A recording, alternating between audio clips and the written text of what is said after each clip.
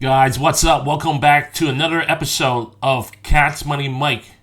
In this video, I will show you guys 4 easy, simple steps to generate weekly income with call options. Before we start, please do me a huge favor. Smash the like button and subscribe. I would really appreciate that. Without further ado, let's get into the video. Step number 1, sign up to Robinhood. The reason why I'm using Robinhood is because Robinhood offers a great mobile interface. Robinhood also offers a generous 4.4% annual percentage yield on your cash.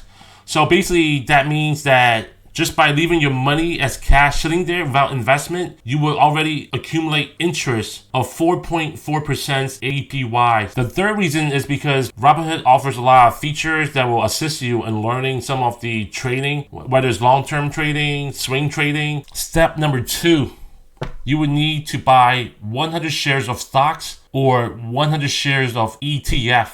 The reason why you would need to own 100 shares of stocks or ETF is because that's how option works. One option contract represents 100 shares of stocks or ETF. So the example that I will be using is based on my personal experience that just happened a few weeks ago, where I had purchased 100 shares of directional daily small cap bull ETF. ETF ticker is TNA, and TNA actually represents the Russell 2000 small cap. For someone that don't really follow the stock market every day, or for someone that don't really know which small caps outperform the others, I would recommend flipping TNA. Keep in mind that TNA is a leveraged ETF, meaning if let's say the small cap market goes up by 1%, because TNA is a leverage ETF, it goes up by 3%. But if small cap goes down by 1%, TNA will also go down by 3%. So that's one of the drawbacks by investing or trading with TNA. It's really volatile. And because it's volatile, it means that you will also collect more money off options. So for this example, I purchased 300 shares of TNA. My average cost was about $32.56 per share. And currently on TNA, I'm actually down about 3.93%, which is about $384 down. This number is the unrealized losses, meaning I have yet to sell this at a loss. So technically it's not a loss yet. If I were to sell the shares right now, then it will become a loss. So this is really just the unrealized losses. It's not a loss yet till I sell it. So, this is kind of expected where TNA, the price will fluctuate up and down. At any given time, the market value can go back to $33 or it can drop down to $30.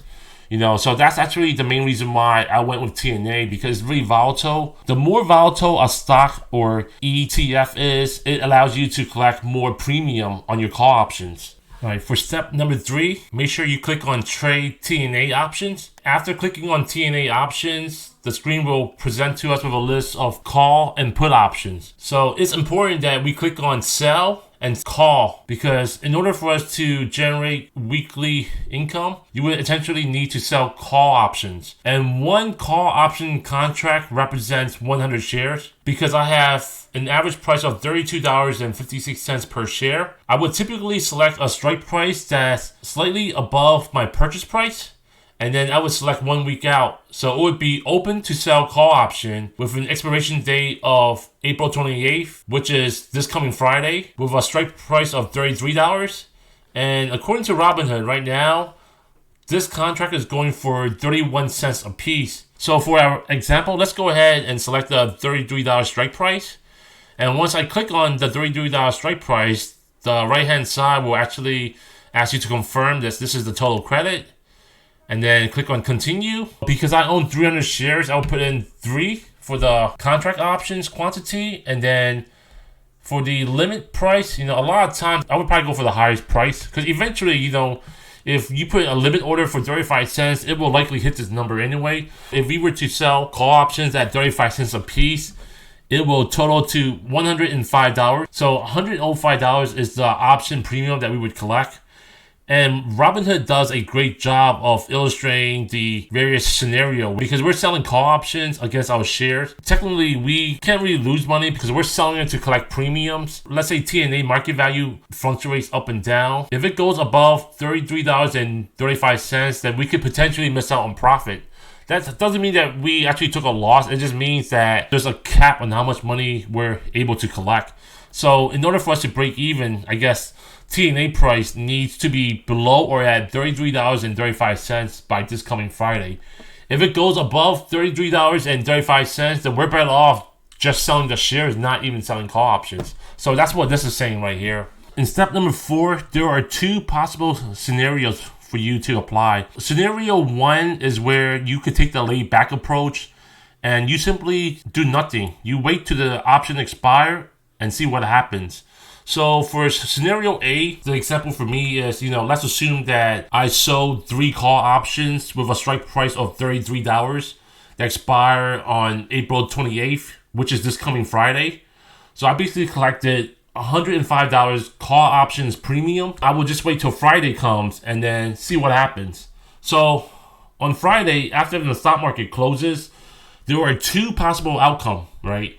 The first one is, let's assume the TNA market value price is below our $33 strike price. If and when this happens, then I collected my $105 call options premium, and I also get to keep my 300 TNA shares. Because the market value is below $33, the buyer would not exercise his or her options. It's not worth it, because why would someone exercise the options when the market value for TNA is a lot lower, so that other person could purchase TNA shares at a lower price? Within scenario A, the second outcome is by April 28th, the TNA market price could be above $33. So when it's above our strike price of $33, you also get to collect your $105 call options premium.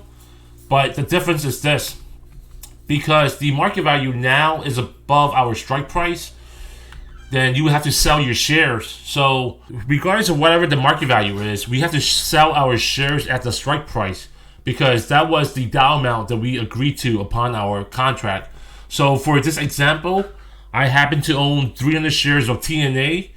We would take my strike price, $33, minus my average cost for my TNA share, which is $32.56. The difference of the 2 numbers will give us 44 cents. Since I had 300 shares, you simply take 300 multiply 0.44. That give us $132 profit by selling the shares.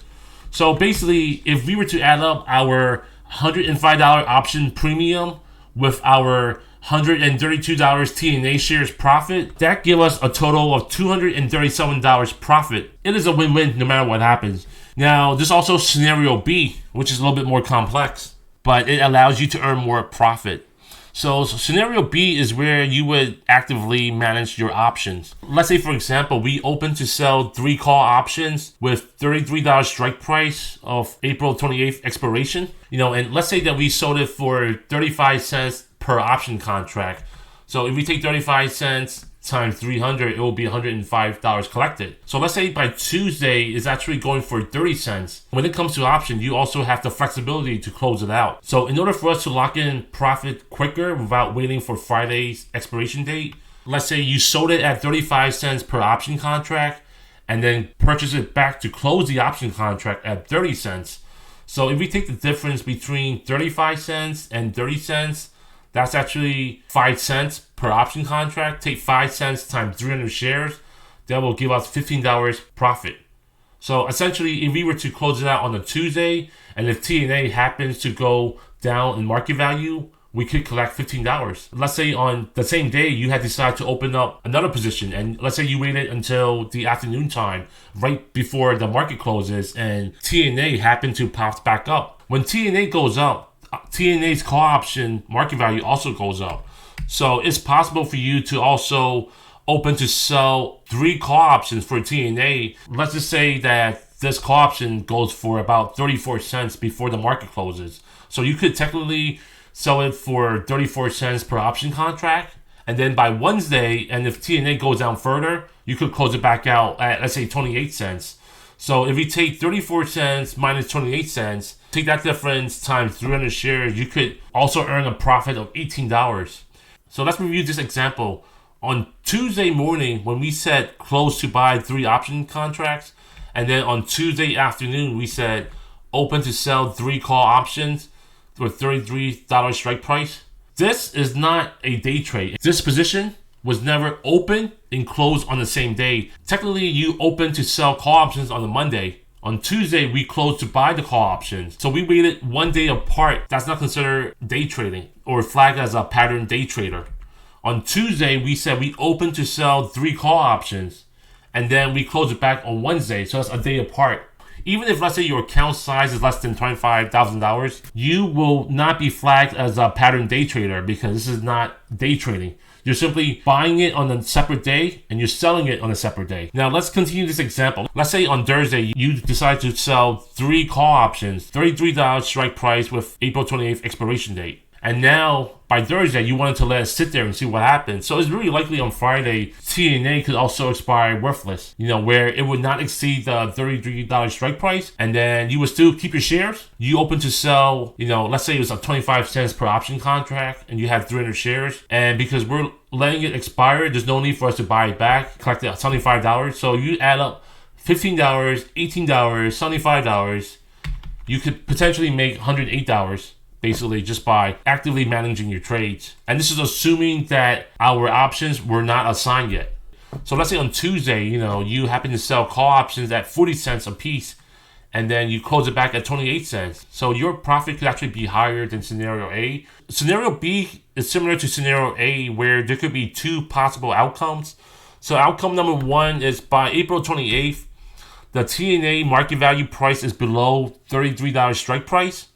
So you would still collect your option premium of, let's say, $126, and you keep your 300 TNA shares. Now, the second outcome is by April 28th, TNA market value is above the $33 strike price. So you would also collect your $126, and you would sell your TNA shares because now the market value is above our strike price. So then for outcome number 2, you would still collect your option premium as well as selling your TNA shares, with $132 profit. So we could potentially collect $258 by us actively managing our option contracts. Depending on your work schedule, how much time you have, scenario A makes sense, scenario B makes sense as well.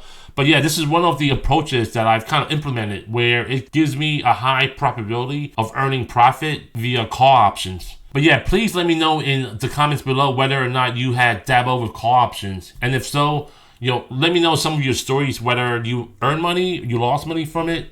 Thank you so much for watching. As always, there are 1,000 ways to make money. Cha-ching!